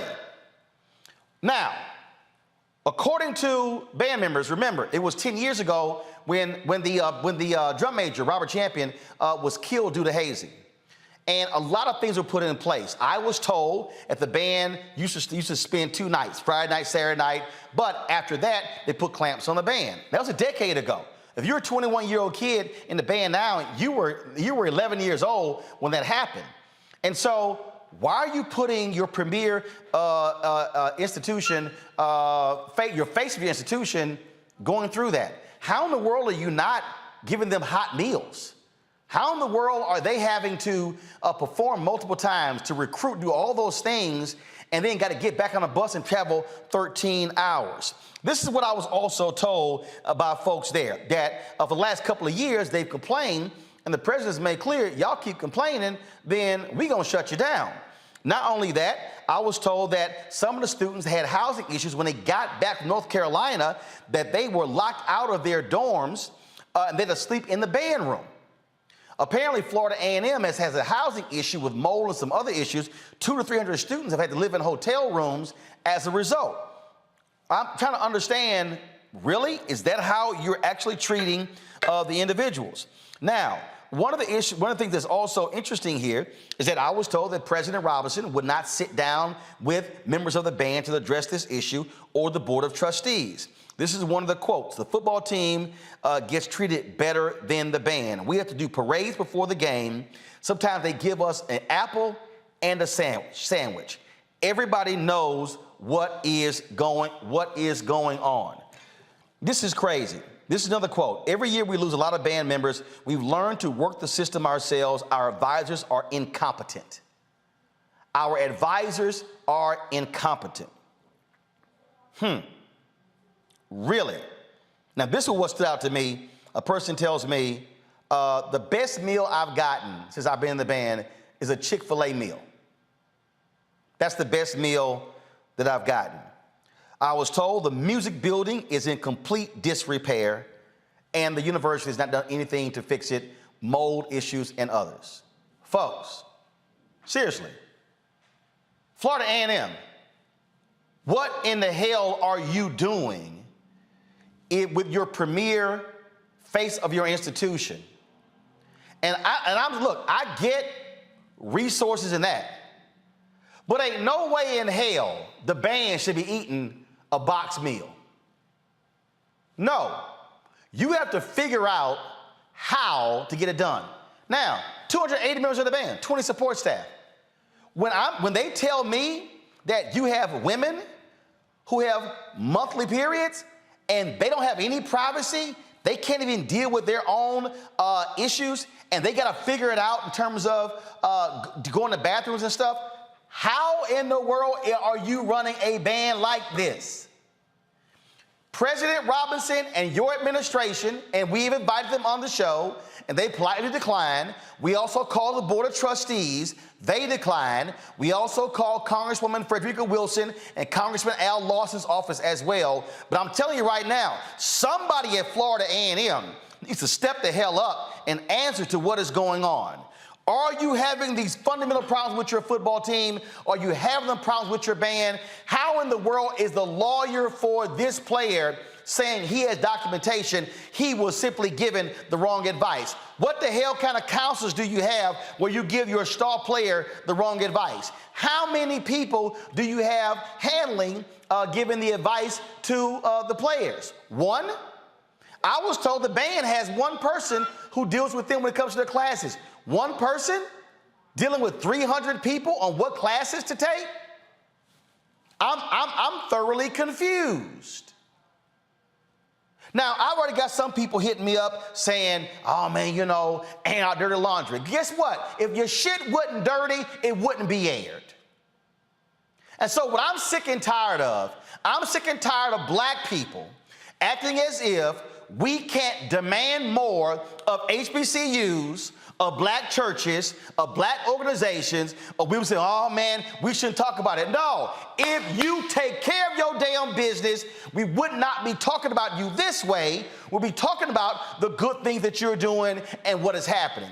We have got to stop trying to gloss over bullshit by saying, oh, but look at the great things that we do. No, take care of this.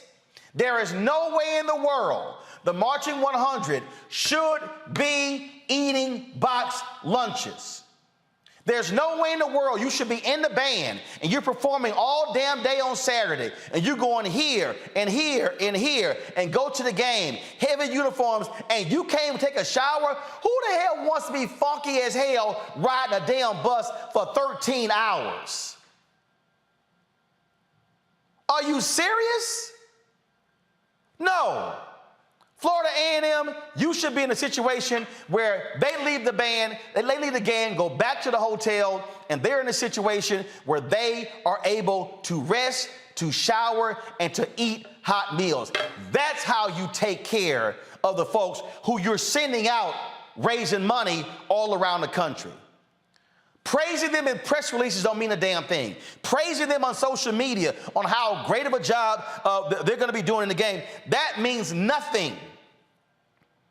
It is how you're treating them when they are on the road. And I understand what took place. It was heinous. We covered it, the death of Robert Champion. But you today cannot be holding that over the head of the band today and not have the right systems in place. And his was also shameful with the player who did not get the right advice. Let me explain to y'all what's about to happen, Florida A&M. Ain't no black parent going to allow their star athlete to leave a major program to come to your school if you can't even give them the right guidance on what classes to take. This is a star linebacker who's trying to get to the NFL. Let me explain to y'all how this works. Mario, he knows this.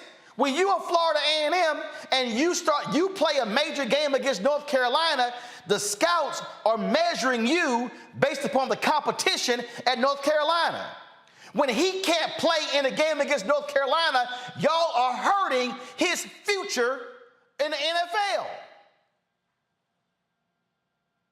And so by doing this, you are hurting future stars transferring to Florida A&M and Jackson State and Bethune-Cookman and to Alabama State and the TSU and the Prairie View and the Grambling.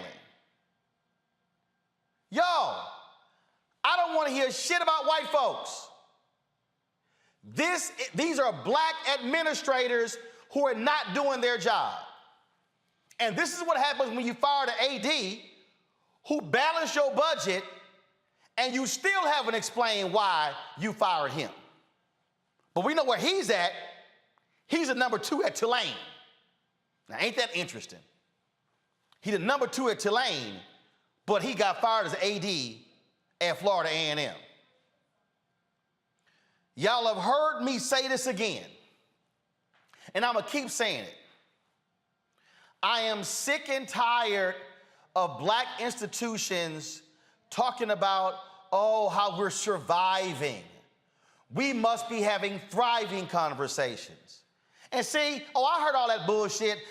You went to the white school. Hey, it ain't my fault I went to Jack Yates High School and Texas Southern University was right across the street and they had a school of communications and I was a #1 student in my high school in school of communications and they never recruited me. Prairie View, 50 miles down the road, never recruited me. So you damn right I followed the money at Texas A&M. But what we need to understand is I need folk to stop sitting here saying, send your kid to a HBCU. You got to handle your business if you want our kids to go. And so President Robinson, stop addressing the issue in press releases. Answer the question, is your band being treated this way? Is your band having to ride up on Friday and ride back on Saturday? In a 24-hour period or 36-hour period, they're spending 26 hours on a bus? Are they eating cold food? They can't take a shower? Is that literally how you are treating the Marching 100? Somebody needs to answer this. Somebody needs to confront, and don't say, oh, I'll put it at the top of my agenda. This is going to be a part of our weekly report. No. Leadership says we're getting this fixed in the next 72 hours. Because I'm telling you right now, y'all, I can guarantee you future stars will give second thoughts to coming to Florida A&M. Because if they say y'all ain't taking care of the players now, why in the hell am I going to go? Why am I going to show up on the campus? This is what happens when you don't take care of your business and it goes public. And trust me, I know some of y'all going to be sitting here, hitting me up. Oh, man, you ain't had to go that hard. I can tell y'all right now, I was in the band in high school. I can't stand cold-ass food today. You think I'm going to sit here and march my ass around all damn day at multiple events, then play and march in the game, and all you got for me is a box lunch after the game? You done lost your damn mind. That's not how you are to treat your student body. Florida A&M, President Thompson, do better. Bring my panel in right now. DeMar, I want to start with you. You played at Oklahoma. I'm not even going to remotely compare Power 5, HBCUs. We know the money is totally different, but I'm sorry. Florida A&M, you can do better than a damn box lunch for your band. DeMario? Things work with a band deal. There you go. You hear me? There you go. All right. Deal. I don't know how it works with a band. This is what I would say, because I don't know much about this outside of what you've stated. I think it's a problem just generally for HBCUs and Deion Sanders talked about this, when you take a team, you have to be on a bus for 13 hours somewhere. I don't think you should take those type of trips in 2022. In 1975 or 1955 maybe, but in today's world, you should be playing in places that are either you can afford to fly there, or you play in a vicinity where it could be no more than an 8-hour bus driving, because that is taxing on anybody. I don't care who you are. And if it's facts that they had to spend 13 hours in a van, not get a shower, not have hot food, that is pretty egregious and atrocious and something that should be rectified very, very quickly. Again, I don't know those facts, if that's 100% accurate, but if it is, that is something that needs to be rectified completely. I talked to multiple sources that are with the Florida A&M band who told me direct. They took a 13-hour bus ride from Tallahassee to Chapel Hill on Friday, got there, had a 9 a.m. practice on Saturday morning with the UNC band, then had a couple of performances for the band, then went to the game, and then when the game was over, they had to then board the buses, undress on the bus out of their band uniforms into their other clothes, and then they took a 13-hour ride back home. So what I was going to say, with all of those facts, I think Florida A&M, not only are they going to be reeling from what you stated tonight, but they may have some legal issues. So, I like to talk about the legal issues. I mean, you may have some Title IX issues because you having these females have to be dressed in front of males and vice versa. You can have some negligent issues. People could get sick by that type of activity. And so I think they have a lot of things that they need to pull together their full leadership team, the executive team, sit down and get this issue rectified. Period, point blank. It should not be the same thing for next weekend wherever they go play. That's number one. Number two, I don't think any HBCU should be playing these games where you're going, you don't have the proper resources. You're going to go to a big Power 5 school. Your team is going to get embarrassed and slaughtered on the field. And then your support staff have to be on the buses for 12, 14, 16 hours. That sounds like a bad high school scenario back when I played, and I graduated high school in 1994. So I hope this gets rectified both from a political standpoint, a practical standpoint, and from a legal standpoint. Look, the thing for me here, Mustafa, and again, it trips me out when people say, man, you should be bringing this stuff up. Well, don't screw it up. The reality is,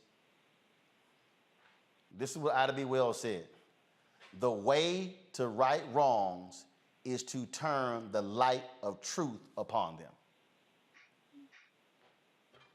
That's the whole point. This is called light. Yeah. My daddy used to say, don't tell me you love me, show me you love me. You show me you love me by investing in me. So when we're talking about these student athletes, and the band members, are you willing to put the infrastructure and the systems in place to make sure that I stay in compliance and make sure that I have the classes that I need, because I am your ambassador. I am the one that many community members engage with and see. So if you love me, then invest in me. Invest in also making sure that you see my humanity and that you're willing to make sure that I have the sustenance that's necessary for me to be able to operate on a high level. That's both if I'm an athlete or if I'm in the band. So it sounds like, the FAMU has some significant work that they need to do in making the investments to show that they truly love both the band members and their athletes. And look, this is the video right here. The band put up. This is the video that's on their channel, and you see this. These are the buses they're riding in, and I get it. You're riding those buses. Let me show you at the top of the video. And look, I get it. But the bottom line is this here, man. Look, you are taxing these students. Right. That's the thing that people need to understand. And see, we know. Those of us who've spoken on the campuses of HBCUs, we know how much time they put in. The folks told me in the band, they told me point blank that we have to recruit. We recruit when we go to these places. They send us, they say we might come into a city as a battle of the bands on Friday night. We get to the hotel at 1 o'clock in the morning. We got to be early to be dressed to get to the events. We might have 2 or 3 events in a particular day. Plus the game. And so this is the thing here. And here's a perfect example. This right here was a Pepsi ad. Where the band was in the ad. I dare ask the question: how much was FAMU paid for that ad? Was it fair market value? Okay, I saw the FAMU band in Louis Vuitton fashion show. I wonder how much that multi-billion-dollar company paid for them. This is what I'm saying, and y'all have heard me say this, and I'm gonna say this over and over again, and I'm gonna say it loud and clear.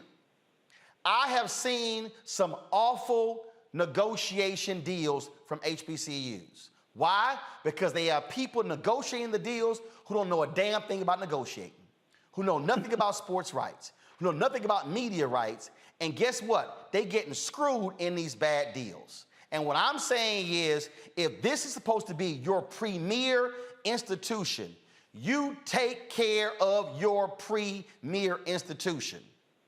That's what you need to do. And so President Robinson, they've told me, they've said you won't meet with them.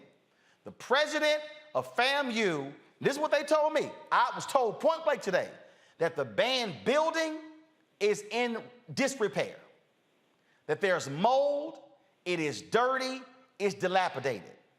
The president of FAMU needs to go meet with the entire band. Not 1 or 2 students, not the drum majors, the entire band, and take their questions and listen to what they have to say. And he should do the exact same thing for the football team.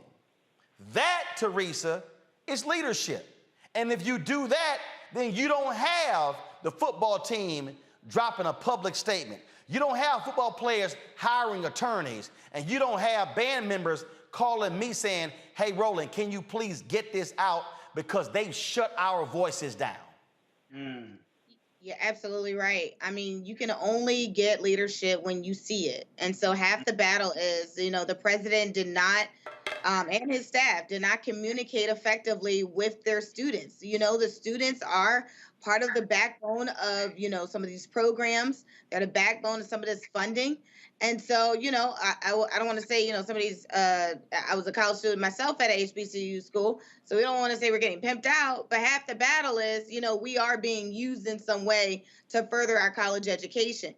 But that doesn't mean that we should have to go through some of the nuances. It's 2022, where they're not getting some of the basics. They're not feeling like they're wanted. Half the battle is these students are going to class full time. Some of them actually have jobs and they're on the field still promoting excellence. So at the higher level, they're not giving us excellence in the executive and administrative role. then they actually need to rethink what recruitment actually looks like. And they also need to actually have a conversation with these students and say, more is coming and better, especially since there has been millions of dollars given to HBCU. This right here, this action is just unacceptable. And let me say this right here, y'all. On no job, let me say this right here. On no job would you have band starting at 9 a.m. on a Saturday, doing 2 or 3 pregame events. They're performing in the band. They essentially working. Let me use that word properly. Working 12 and 14 hours on a Saturday. And then you got to get on the bus to go back home. Nah. So FAMU president, FAMU board of regents, FAMU alumni, what y'all gonna do? And yes, all of you Florida politicians in the state legislature, what y'all gonna do to properly fund Florida A&M properly? That's the question y'all need to answer. And let me be clear, I am not scared to do another segment. I'll do a Florida A&M segment every day until we get answers. That's a promise. And any other HBCU out there, you doing students wrong, guess what? I'm gonna hit you too. Because if I don't accept less than excellent on this show, do you actually think I'm going to accept it in other black institutions? Hell to the no. We'll be back on Roland Martin Unfiltered.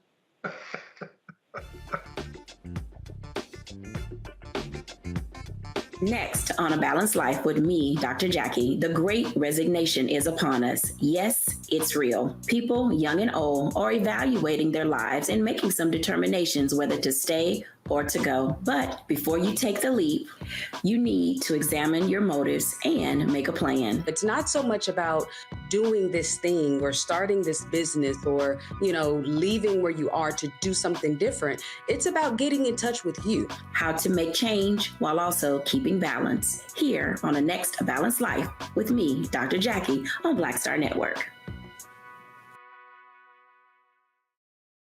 Hatred on the streets, a horrific scene, a white nationalist rally that descended into deadly violence. White people are losing their damn minds. As an angry pro-Trump mob storms the U.S. Capitol, we're about to see the rise of what I call white minority resistance.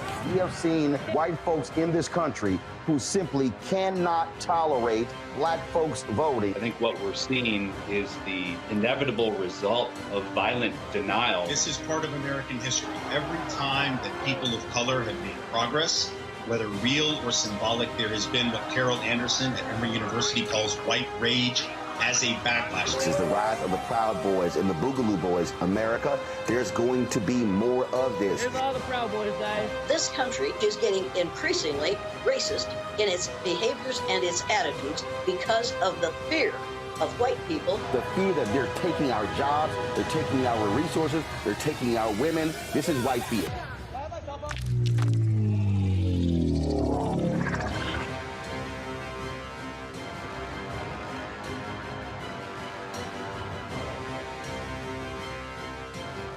I'm Vivian Green. Hi, I'm Wendell Pierce, actor and author of The Wind in the Reeds. Hey, yo, Peace World, what's going on? It's the Love King of R&B, Raheem Devon, and you're watching Roland Martin Unfiltered.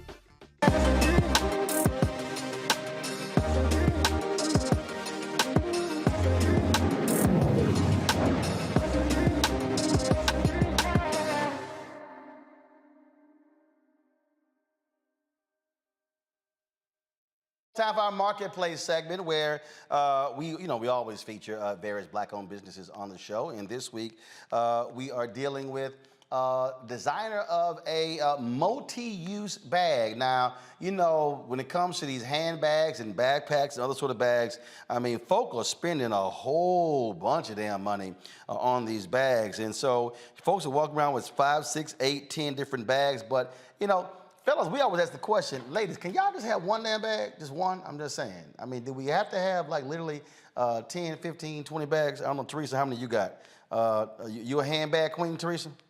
I am. Yeah, okay, so this segment is just for you right here. And so let's talk about it right here, y'all. So here we go right here. This is the bag by our next guest we want to talk about. This is like a multi-use bag. It's called Minky Blue. The company is Minky Blue, M-I-N-K-E-E Blue.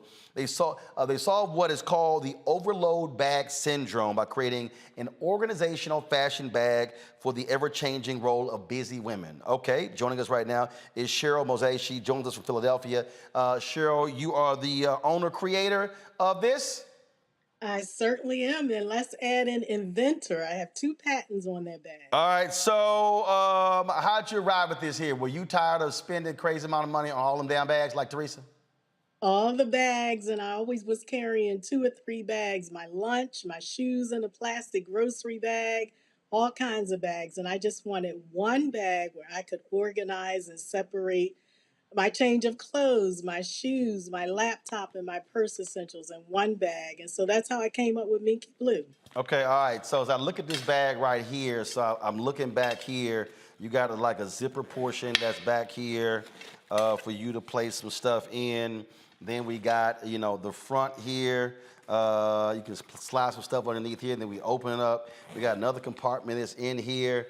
And then, all right, so what? We got a clothes bag, a shoe bag in here? What we got? No, it looks like somebody didn't take the duster bag. I'm just making sure. Okay, so then we go on the inside, and so then we got all these other little compartments in here. And so, yeah, this is like combination overnight bag and a purse.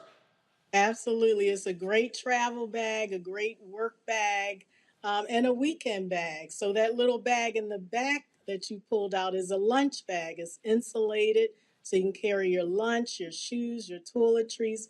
And then on the top of the bag, you can carry your laptop and purse essentials. Okay, and but it has a zipper right in the middle of the bag, so you can convert the bag and change it from a 2-compartment bag to just a full open tote bag. all right, so when you said your lunch compartment, come back to me. So I unzip the back right here. And Yeah, so, there's the lunch bag right there. all right, so this is the Got lunch. it. This is the lunch bag right here. Okay. Yep. And then you can when you're not carrying the lunch bag, you can put your shoes back there. Okay, especially these folks when they be going to Essence Fest, need some flats. All right, so here's the question here. But is the bag really only for women? Actually, the bag you have is for women, but I do have a gender-neutral bag, a men's bag as well. Okay, all right then. And so when did you start this? I launched in 2014, so I've been doing it for a while, and we sell all around the world, and I'm really excited to say that I'm launching in Macy's the end of October. So I'm really excited about it. How many units have you moved? We've moved about 8,000, 10,000 units. Got it. And so you're launching in Macy's in October. All right. I mean that's pretty cool. Now the construction of the bag, where are the bags made, and what's the materials? Is it the top leather, and then what's this bottom material? It's actually a vegan leather, and they are made overseas. I also have bags that are nylon and a canvas type material, so a mix of materials. Okay. All right. Let's see here. Questions. Teresa, you first. This will solve your overload bag syndrome. Well, honestly, I think this is a bag for entrepreneurs. So thank you so much for making a bag that fits me. I know when I go on TSA, they're probably going to have additional compartments to check, but I can't wait to order. So one of my questions for you is, what was, obviously, day to day, and I'm just going to say women first, we were just doing a lot. So what made you in 2014 say, this is the bag, that I'm going to create? Yeah, it was really about, I was taking the train in the city. I had my shoes in a plastic grocery bag, and I put that bag inside of my tote. I had a piece of fruit at the bottom of my bag. I had my laptop in that bag, so everything was just mixed up. And I'm looking around on the train, and I see other women carrying 2 or 3 bags. And I came up with this idea because I was like, I just wanted one bag where I could organize and separate everything in the bag and not struggle with 2 or 3 bags. And what's your website? It's minkeeblue.com, MINKEE blue. Thank you. All right, let's see here. Mustafa. Yeah, well, congratulations on all the success you've had. You know, I'm curious because I always believe to lock stuff in, and you talked a little bit about getting the patents. I believe you said 2 patents. Could you talk a little bit about the journey with that and how that helps to protect your intellectual capital as well? Excuse me. Yeah, I knew when I started this business, because the handbag industry is saturated, I wanted it to be different. And so I have a divider right in the middle of the bag that unzips to allow you to convert the bag from 1 compartment to 2. All right, then. So that's the patent. All right, cool. DeMario, what you got? Yeah, I'm same thing Mustafa was talking about. Very interested in the IP patent. And what's your background? And did you invent this yourself? Because you told Roland, "Hey, I'm an inventor too." So did you invent this yourself? Yeah, I did. I invented it. I have a degree in engineering, so it was all about problem solving, the structure of the bag, and yeah, I invented the bag. That's what's up. I just really, I like the way you check Roland too. So I'm a big fan of yours. First of all, she didn't check me, but you used to getting checked, so you know what getting checked feel like. Don't start. Don't start. Hey, I don't know. Hey man, you didn't give it all the smoke to FAMU. Let's talk about Mickey Blue, man. Don't start. Don't start. Calm down, man. Where did the name come from? I'll go in any day on an Omega. Any day. I'm talking to the inventor here. Any Where day. did the name come from? Any day. What is the origin of Mickey Blue? The name? Yes. So I used to run a nonprofit organization where I raised money to help low-income single moms pay for childcare. And when I first started, I designed diaper bags. And I wanted the name Pinky Blue, but the domain was taken. So really, I literally went through the alphabets. I said, Linky Blue, no. Kinky Blue, and I was like, nah, that's a whole nother business. That's a whole different. Yeah, DeMario, he wouldn't mind that business. Look at him. He was like, damn, look at him. You can tell right there. He was like, oh, you should have went with that name. No, you'd have had a whole different set of problems, I think. Yeah. And I just landed on Minky Blue. That's how I came up with the name. Oh, man. Really nice to meet you. Very impressed. Thank you. You too. Thank you so much for having me on. I appreciate it. All right. Again, folks, the website is minkeeblue.com, MINKEEBLUE.com. These are the social media platforms, Instagram, Facebook, and Twitter as well. And so, sure, we appreciate it. Good luck with launching in Macy's in October. Thank you so much. Thank you. All right, folks, that is it for us. Teresa, Mustafa, and Omega Man. We appreciate that. My alpha man, Mustafa. You come on. You always gonna be bookended by real fraternity people, DeMario. That's what happens. So glad to have y'all on the show. Thanks a bunch. Don't forget, folks, download the Black Star Network app, available on all platforms: Apple phone, Android phone, Apple TV, Android TV, Roku, Amazon Fire TV, Xbox One, Samsung Smart TV. And of course, please join our Bring the Funk fan club, where your dollars make it possible for us to do what we do, the travel, the things we're going to be covering this fall, hitting the road, covering campaign events all across the country. Checks and money orders can go to P.O. Box 57196, Washington, D.C., 20037-0196. Cash App is $RM Unfiltered. PayPal is R Martin Unfiltered. Venmo is RM Unfiltered. And Zelle is Roland at RolandSMartin.com. Roland at RolandMartinUnfiltered.com. That's it, folks. I will see you tomorrow. Don't forget, go to our YouTube channel, check out our videos, retweet them, push them out there so we can build up those views. And of course, check out the app as well. Great shows, Deborah Owens Show, Jackie and Martin Show, Greg Card from Muhammad Daily Show, Stephanie Humphrey, and of course, Rolling with Roland. Some great interviews that we have with our various guests. We shot those in LA and Atlanta, so we really appreciate y'all supporting us in what we do. I'll see you tomorrow right here, same time, same place. We keep it real, keep it black, and keep it unfiltered. Holla!